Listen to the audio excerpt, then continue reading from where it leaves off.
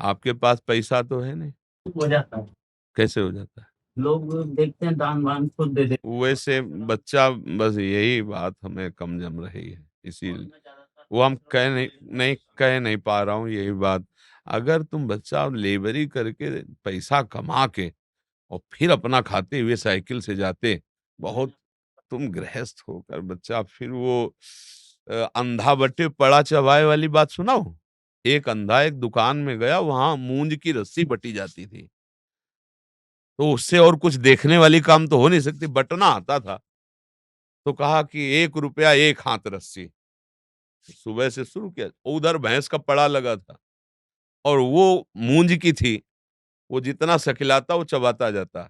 जब शाम हुई, वो जितना हाथ में था उतना ही था, पूरी रस्सी चबा गया पड़ा, कुछ नहीं मिला। कुछ ऐसा ही होता है बच्चा, अंधा बटे और पड़ा चबाए, एक कहावत है। अगर दूसरे से पैसा ले रहे हो बच्चा, दूसरे का भोजन खा रहे हो, मेहनत इतनी कर रहे हो, तो लाभ उनको मिलेगा बच्चा, तुमको क्या लाभ मिलेगा? क्योंकि तुम गृहस्थ वेश में हो। अगर विरक्त वेश है, तो बात अलग बन जाती है कि भगवान जैसे चलावे अब उनके, तुम गृहस्थ हो। हम गृहस्थों से प्रार्थना करते हैं, कहीं भी कुछ बँट रहा हो ऐसे मत करना, तुम्हारे पुण्य क्षीण हो जाएँगे। जैसे परिक्रमा हो रही है, हलवा बँट रहा है, यार भूखे मर रहे हो, घर में जाके नमक रोटी खा लेना, उपवास करके परिक्रमा कर। कोई दूध बाँट रहा है, कोई चाय बाँट रहा है, आप बाबा जी हो, आप विरक्त हो। नहीं, यही तो सब कहेंगे प्रसाद है ले लीजिए। तुम भी कमाओ, कभी सोचो कि 5 किलो हलवा बना के हम भी बाँटेंगे, खाने की ज़रूरत नहीं। बच्चा हमारी बात मान लेना, कह इसलिए नहीं पा रहे हो कहीं तुम्हें बुरा ना लग जाए। ये बच्चा लाभ मिलने के कम चांस हैं इसमें। जो आपकी सेवा करेगा वो आपको अंधा बटा और पड़ा चबा गया। किसी का भी अपनी मेहनत करके फिर जो करते और किसी से मतलब ना रखते, तो बहुत बड़ी उपलब्धि हो जाएगी, द्वादश ज्योतिर्लिंग। अब बचा ये दान पुण्य की बात, तो तुम इस भेष में थोड़ा कम ठीक है। मार्ग है ना, प्रवृत्ति और निवृत्ति मार्ग। जैसे गृहस्थ आप जन हो, किसी आश्रम में जाओ, भोजन मिल जाए, तो आप चाहे 50 रुपया दो, वहां दे दो चुपचाप। फ्री भोजन मत लो, फ्री सेवा मत लो।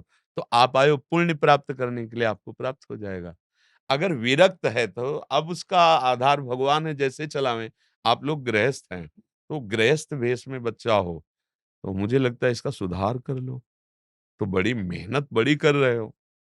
अब बताना पड़ेगा ना आपको, हम द्वादश ज्योतिर्लिंग साइकिल से चल रहे हैं। अब हमारे पास व्यवस्था है नहीं, कहीं रहेंगे, कहीं भोजन करेंगे, तो कोई दयालु ऐसा करेगा कि आपको पैसा दे देगा, भोजन दे देगा।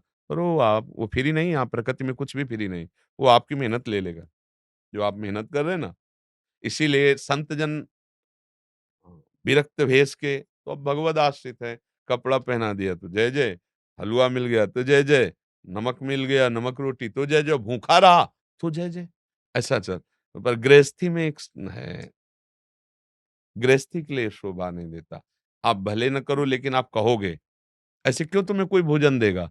आप पहले कहोगे, मैं द्वादश ज्योतिर्लिंग साइकिल से यात्रा कर रहा हूँ। मेरी कोई व्यवस्था नहीं है, जो भगवान करते हैं वही कर देते हैं। अब ये बात सुनकर सबको लगेगा कि थोड़ा अर्थव्यवस्था, थोड़ा भोजन व्यवस्था, वो आपको सब जो वो सब जा रहा है। आपके जेब का धन, जो ये मेहनत है ना, ये जा रही है। समस्त गृहस्थों से प्रार्थना है, कहीं भी आप तीर्थयाटन में जाएँ, किसी का खाए नहीं। अगर आप पाते हैं तो उसका अनुपात देख लीजिए कि इतना आप कहीं खरीदेंगे तो कितने का मिलेगा। तो अगर आपकी नहीं सामर्थ्य है, तो 100 की वस्तु है 10 दे करके, वो थोड़ा कम लेकर के काम चला लो। अगर आप भरपूर वहाँ सेवा लेते हैं, समझिए आए थे सुकृत करने, वो आपके सुकृत और जो पुराने भी थे, वो वहाँ, यही बहुत होश की बातें होती है। सत्संग से यही पता चलता है। कि जैसे आप परिक्रमा कर रहे हैं, आप वृंदावन आए हैं, तो आप कहीं देख रहे हैं कि ऐसा चलो खा लेते हैं। नहीं, नहीं, नहीं, उपवास करो, भूखे रहना, कष्ट सह जाना और अपने से 2 रुपया 4 रुपया अगर भी है, कुछ ले लिया, पानी पी लिया, पेट भर लिया, काम चल जाएगा।